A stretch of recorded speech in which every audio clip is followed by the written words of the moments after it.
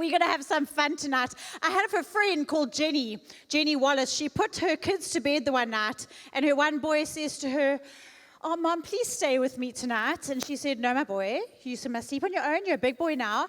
And she said, "Oh, Mommy, please stay with me." And she said, "No." He says, "I'm scared." He says, "Yeah." She said, "Yes, but all you have to do is pray and Jesus will be with you." He says, "Yes, but tonight I want Jesus with skin on." Imagine living in the days where Jesus had skin on. Just imagine how much fun that would be. Imagine just... I actually don't think it would be that much fun, more fun than what we had tonight, because I feel like Jesus was here. Thanks a lot, you guys. I was totally not wanting to fall to my knees and worship, because then I would get baggy pants. But I couldn't help it. Oh, they're looking all right. Like this little bit of holes here was fun. Look, stretching my knees out there, it was all right. Phew. Hectic.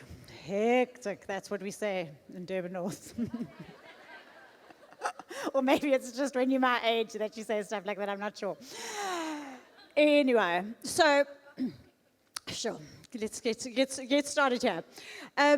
Imagine what it was like in the days where Jesus was with you. Imagine we could encounter Jesus today like that. Imagine you're blind and you just, "Jesus, can you help me here?" Or something's going wrong, you run out of food and you had a picnic. That would be fun. Just amazing times with Jesus. Imagine we could encounter Jesus today.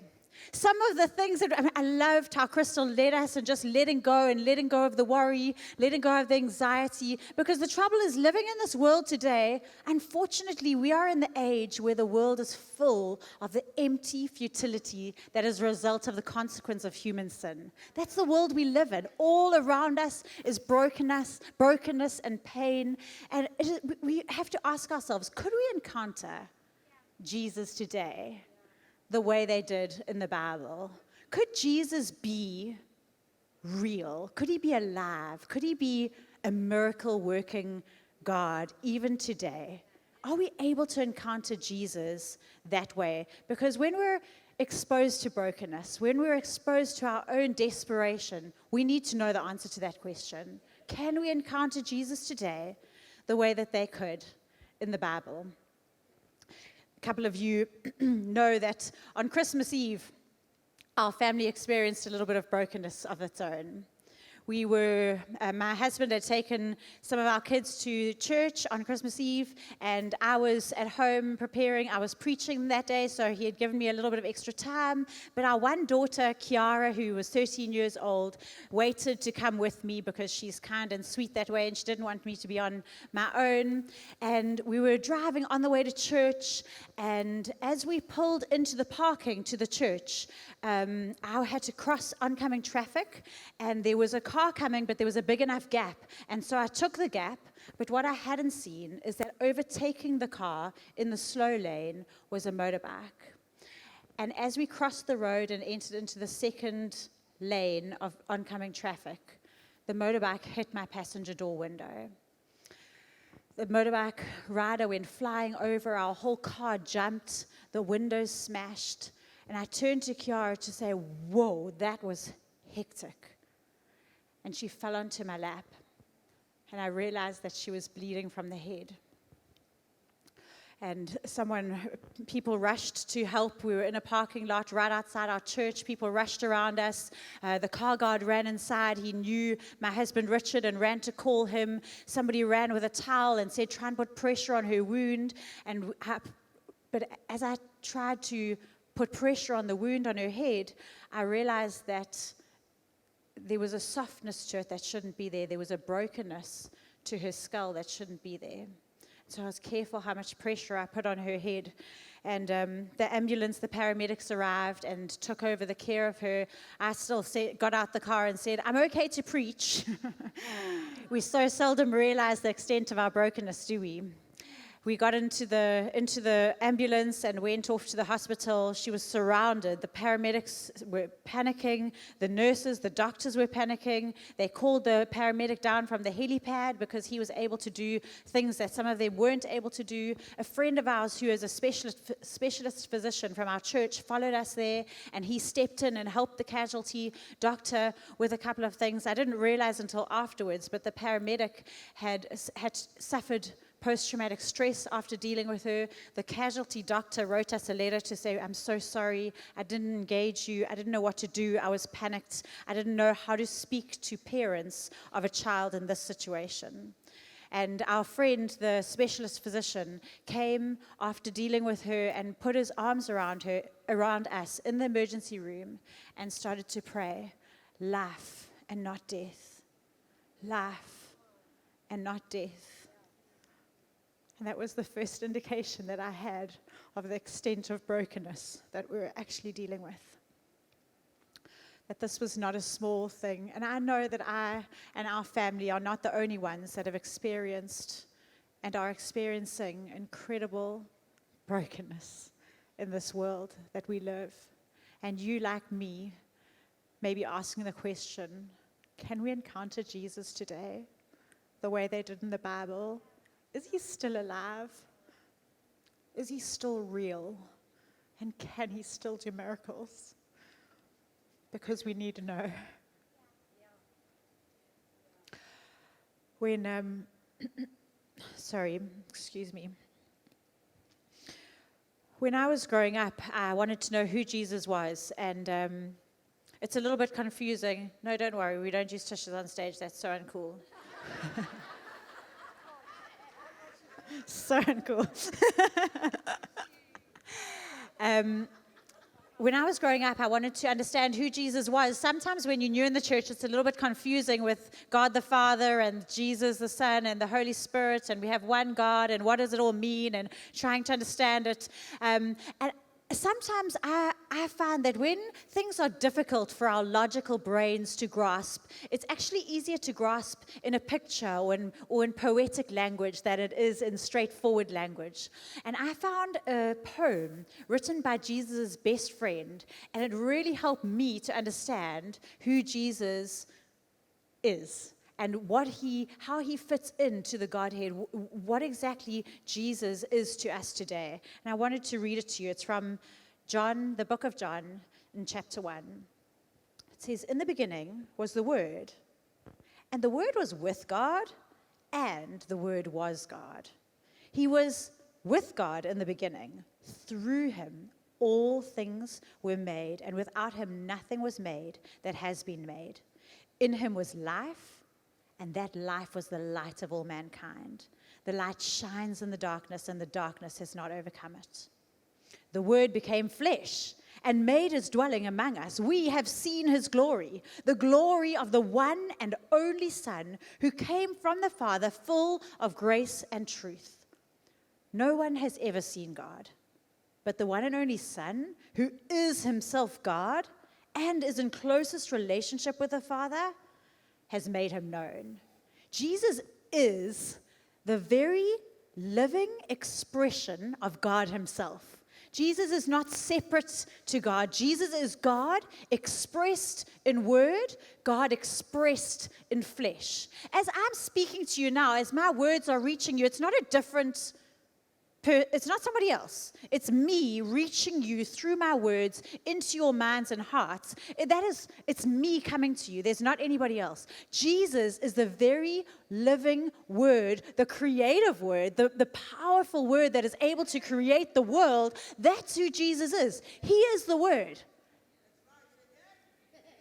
And he is still with us. Jesus, as the living word, when this word, and that's where the Holy Spirit comes in. When this word is empowered and made alive by the Spirit of God, Jesus is still with us and still has creative power and is still able to do everything that he's always been able to do. When the doctor came to explain to us what was happening with our daughter Kiara, the neurosurgeon. He said to us, she's cracked her skull, possibly the handlebar, because it was a very local injury, no other injuries on her, but it looked like the handlebar had cracked her skull, and about a palm-sized piece of her skull had been fractured and gone into her brain. And he said, we have no idea the extent of the damage, but what we need to do is we need to take her into surgery, all very calm. We need to take her into surgery. We need to pick out some of the bits of bone that are sticking into her brain carefully, reconstruct what we can, and put it back again. And so we signed off permission for him to do that. And he said, this is going to take me about 4 or 5 hours. This is Christmas Eve, about 4 or 5 hours. She went in at about 8 o'clock. He said, I recommend that you go home, gather your thoughts, and I'll call you in when I'm done. And so we decided to do that as a pastor's family. We actually do Christmas presents on Christmas Eve, and so our other kids were waiting expectantly. They didn't understand what was going on. They didn't know exactly what had happened. They just knew that Kiara had to go to hospital. And so my husband, Richard, and I went home. We sat down with our other kids, and we explained to them that it was quite serious and that Kiara was in surgery and that we weren't going to do Christmas presents right now. We were just going to wait until we knew what was going on with her. Then at about 1 o'clock in the morning, my husband received the phone call from the doctor, and he went back to the hospital to receive her out of surgery. And I stayed home with the other children, and it was the first time that I found myself on my own since the accident. And I knew what I needed. I needed to know if Jesus was alive and real.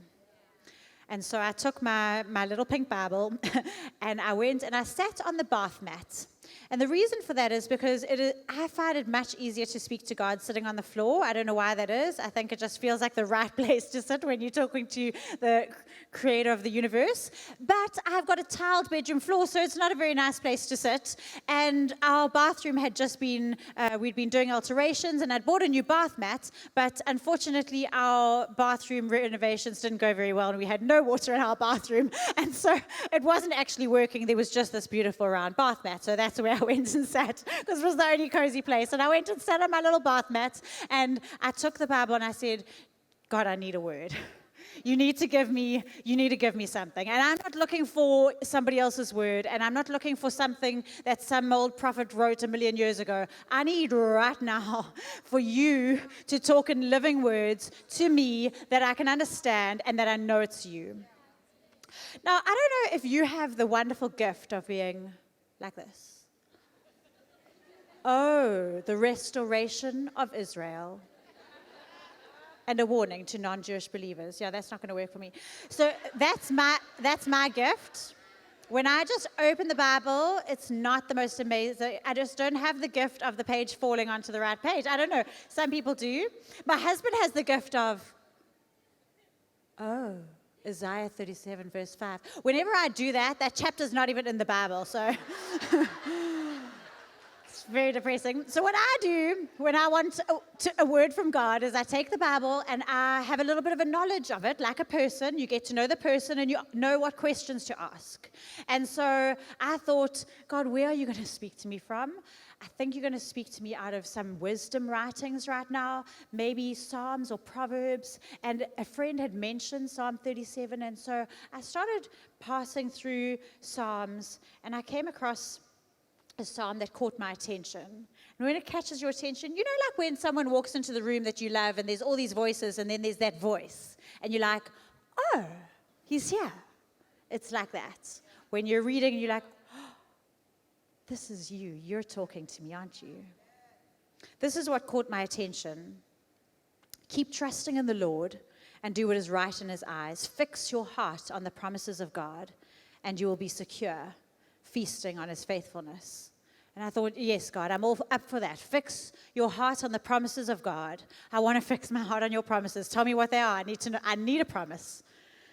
Make God the utmost delight and pleasure of your life, and he will provide for you what you desire the most.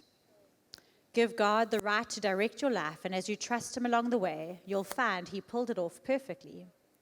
He will appear as your righteousness, as sure as the dawning of a new day. He will manifest as your justice, as sure and strong as the noonday sun. quiet your heart in his presence and pray. Keep hope alive as you long for God to come through for you. Quiet your heart in his presence and pray. Keep hope alive as you long for God to come through for you. And I felt like God said to me, that's for you.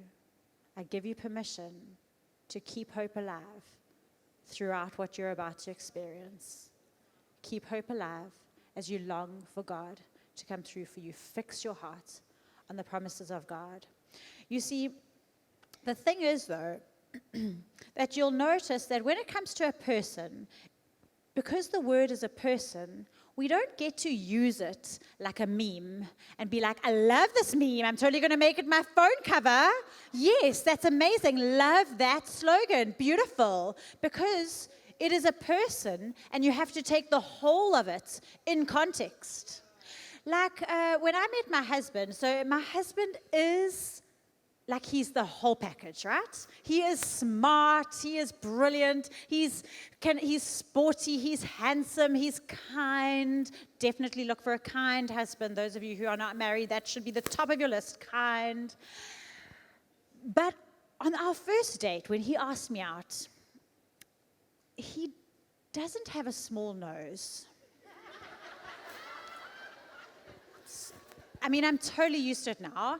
And in actual fact, I think it's very Roman and very imperial, if that's a word. Totally, it's very cool.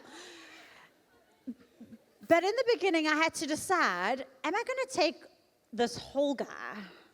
Like, I can't just be like, I totally love you. Would you mind having a little up? You're amazing. You're almost perfect. You can't do that with a person. You have to take the whole person. Another thing that we refer to this Bible as is a sword. Now, I don't know if you know King Arthur and the sword of Excalibur, but Excalibur was the name of the sword, and it was stuck in a rock, and only the rightful king would be able to pull it out of a rock. Anybody else would not be able to pull it out of the rock, and that's how they knew it was King Arthur. And in the legend, it goes that this sword had magical properties because every strike would draw blood, but if it fell into the wrong hands, it was fatal. This sword has to be wielded correctly in order to be effective in the right way. And I don't know if you noticed, one or two of you I heard did. But right between fix your heart on the promises of God and keep hope alive as you long for God to come through for you is the verse, make God the utmost delight and pleasure of your life. Make God the utmost delight and pleasure of your life. Above my own life, easy. Above the life of a child that when she grew in my womb was so knitted together with my heart that after she was born, it's really hard to tell the difference. Not so easy. But that first night, sitting on the bath mat, while Kiara was on the surgeon's table, I said, I accept your conditions, God. I accept your conditions to keep hope alive. I accept your conditions to this promise. You will be the utmost delight and pleasure of my life. Above all else, I let go. And I place my daughter in your hands. Do with her as you please.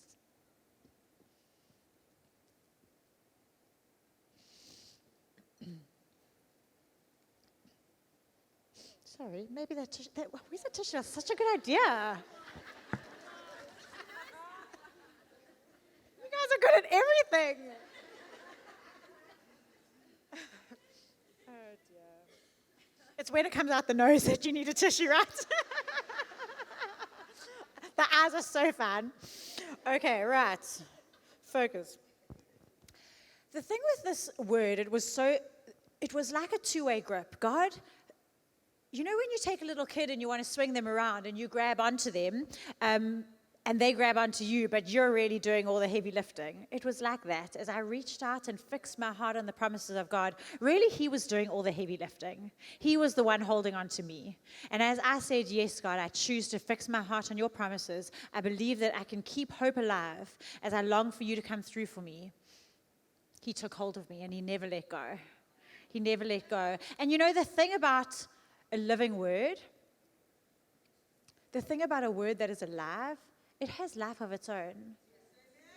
There are people, I don't know, was there any people here who heard that word, keep hope alive, and that it made sense to you? There were people around the world that took hold of that word. That word got a life of its own. It landed itself on people's T-shirts and key rings, say hashtag keep hope alive. It flew all over the world. There's kids in Australia wearing T-shirts that say keep hope alive. The word took off. Because it wasn't dependent on me. It wasn't dependent on anybody carrying it. The word had life of its own. Friends, Jesus is alive. Jesus is alive. This word, when it's the one inspired by the Holy Spirit, it is still alive today. We were told that Kiara would be asleep for a few days after her surgery, so we decided on Christmas morning that Richard would take the kids to the Christmas service, and I would go and sit with her in ICU and just be with her for no reason other than because that's what a mum does. And as we were getting dressed on our way out on Christmas morning, I was in the bedroom and my husband received a phone call. I heard him on the phone. Yes, okay, yes, I understand. We do. Yes. Can I, right now? Absolutely, yes. And then I heard my 12-year-old boy screaming, "Mommy, come quickly! Mommy, come quickly!" And I went running down the passage to see that my husband had collapsed on the floor. He dropped his phone. And he couldn't speak to me. I fell to my knees in front of him and I said, what's happened? What has happened? And when he could talk, he said that the doctor had explained that Kiara had not responded well to the surgery, that her brain had started swelling uncontrollably, and they had her prepped and ready and needed our permission to rush her immediately into surgery to remove half of her skull, to make room for the swelling brain, that they wanted to open up her abdomen and put her skull in her abdomen to keep it safe so that it could continue to be alive. And so we rushed off to the hospital, but by the time we got there, 10 minutes later, she was already in. We didn't get a chance to say goodbye to her. And as we waited, they had that surgery. They took off the biggest piece that they could, nearly half of her skull, opened up her abdomen and put it in there. And the doctor explained to us afterwards what they thought was a localized injury. What had actually happened is the impact had knocked through the brain, knocked the brain on the other side of her skull, knocked back again, and it was now, they understood it to be a global brain injury of the highest magnitude. He said, your daughter's got the highest level of brain damage on our scales, and we have done the highest level of intervention, and now we need to just wait and see what happens. By Christmas afternoon, her brain pressure had not come down, even with the skull removed. Her brain was continuing to swell and swell. She was at risk of it not fitting within her head cavity. And on Christmas night, during the night, her organs started failing, and her heart needed resuscitation. And by the morning, on Boxing Day morning, the doctor called to say, I'm sorry, there's now the very highest probability of the very worst outcome. And we were advised to bring our family to come and say goodbye to her. And so we took our other children into ICU. Nobody had gone in yet because we were obviously protecting her from infection, but that was no longer a concern. And so we took our family in to say goodbye to her. We let all the grandparents in and friends, whoever wanted to say goodbye, we let them in.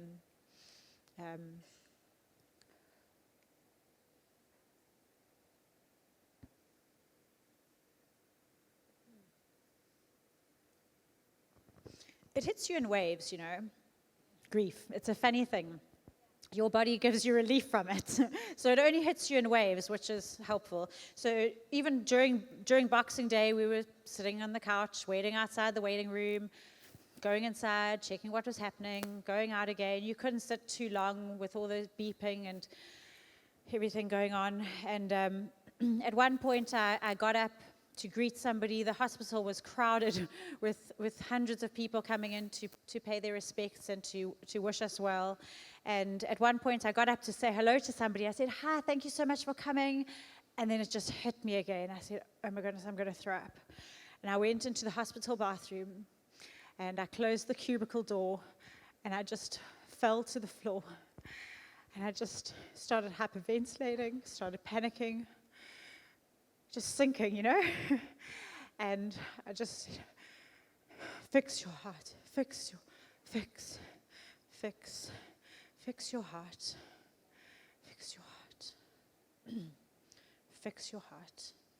fix your heart,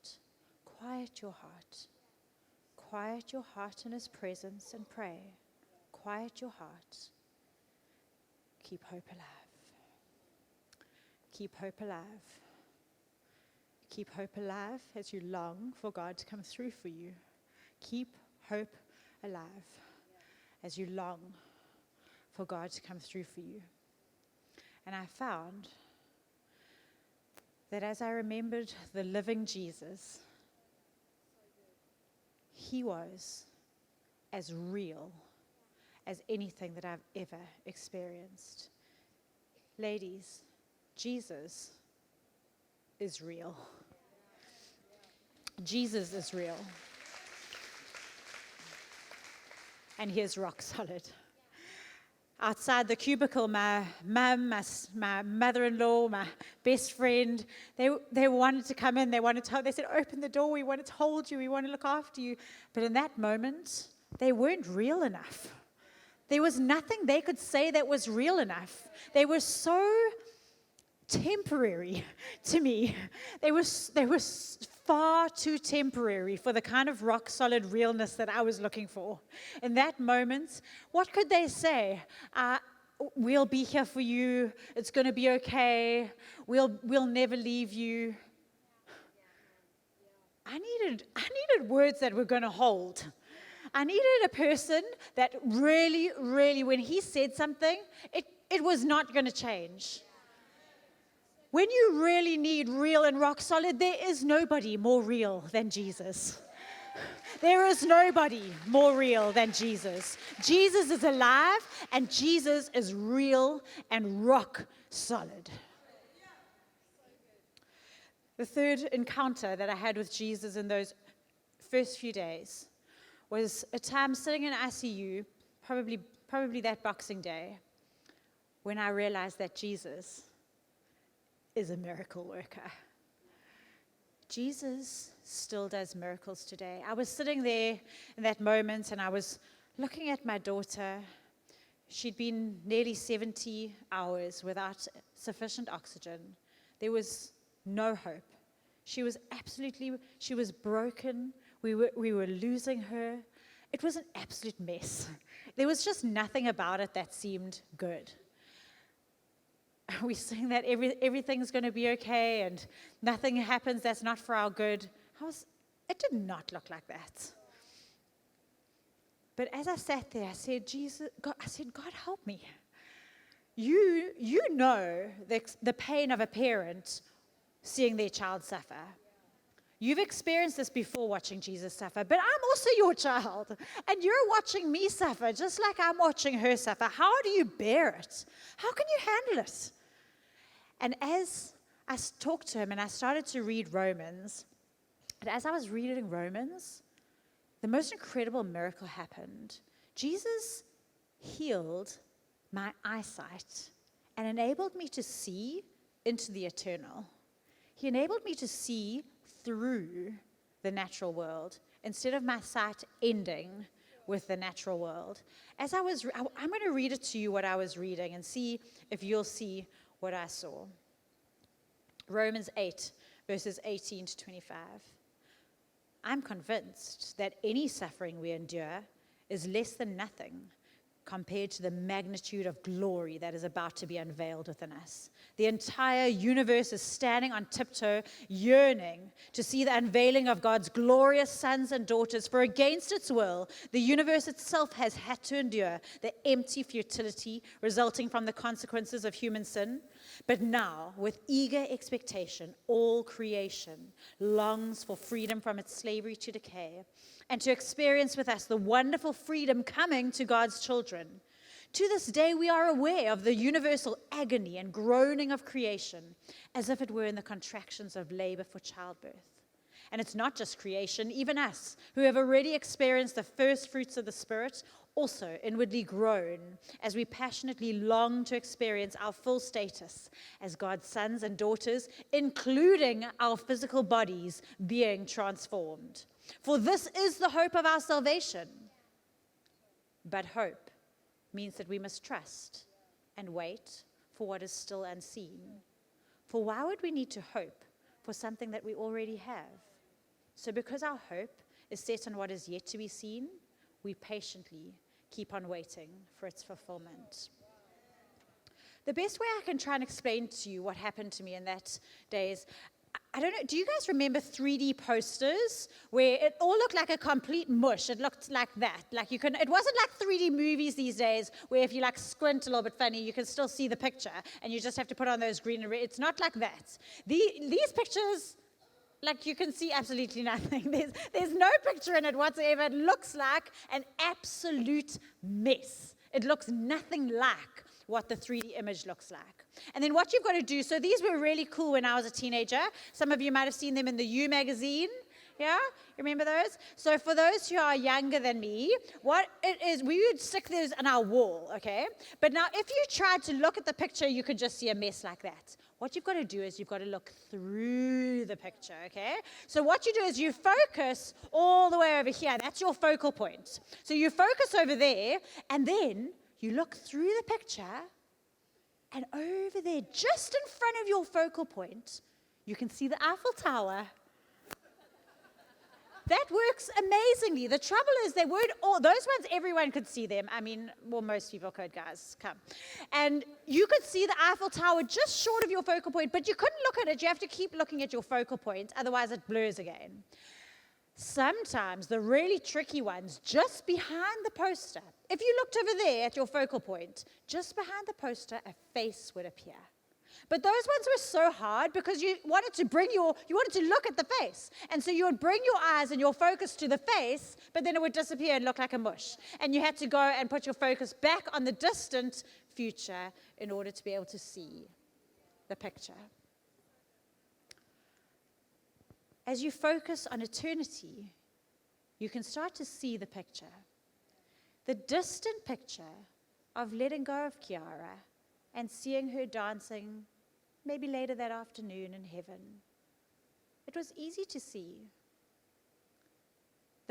Imagining her getting healed today, and then as she started to get healed today, that was really, really difficult because we kept bringing our eyes onto today.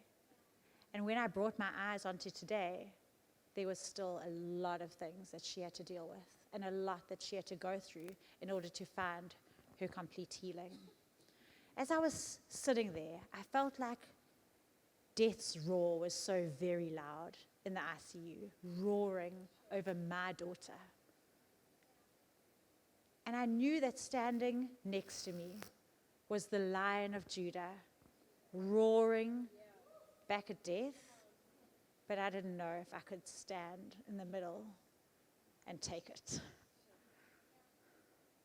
I knew he had the fight in him, but I didn't know if I could stand there and take it. But as he started to open my eyes to the eternal, as I started to realize where the victory lay, I started to stand a bit taller and say, I'm here, I can do this. I'm in this fight with you, Jesus. Victory is ours. Victory is ours. This mess has a picture. This mess has a picture. And as I look at the distant future, it is absolutely beautiful. My daughter's full and complete healing. My eyesight was healed. And so was Kiara.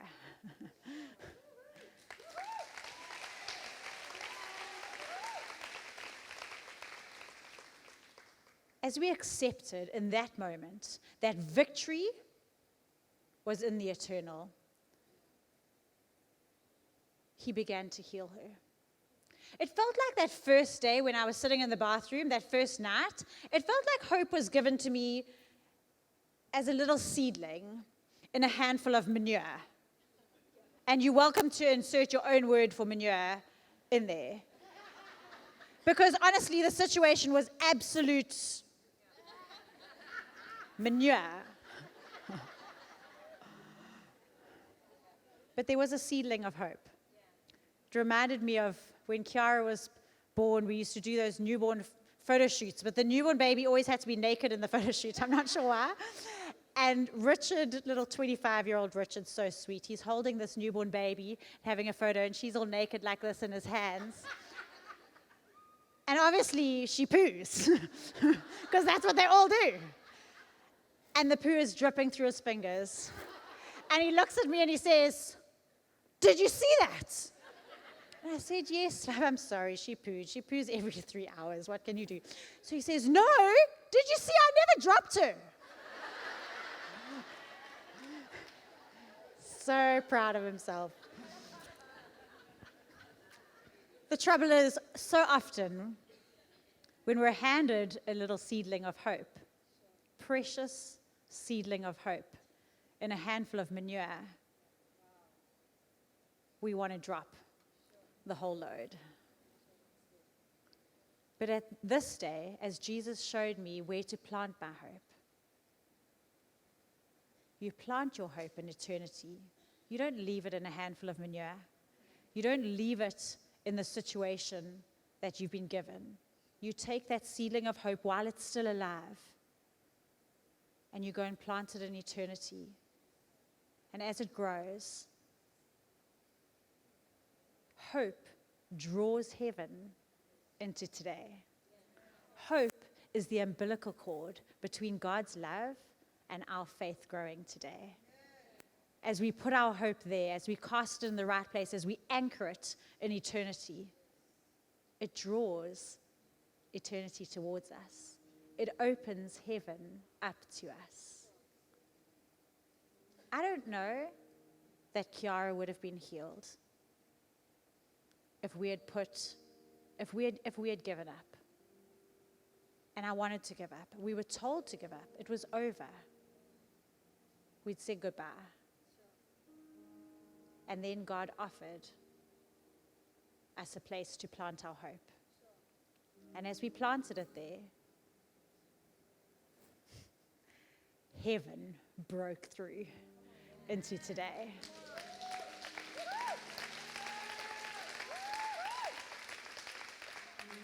That is what heaven does. It's our hope. Hope is our responsibility, not God's. Faith is a gift, but hope is a calling. Hope is a calling that shows what we're looking at.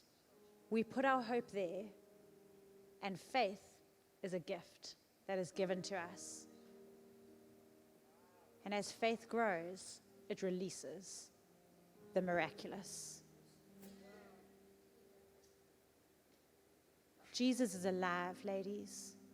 Jesus is still alive. Jesus is real. Jesus is a miracle worker today. Won't you stand up with me as we just thank Jesus? Jesus, we turn our attention to you as once again you have given ladies in this room hope, God. You have given them permission to keep hope alive, to fix their heart on your promises, God.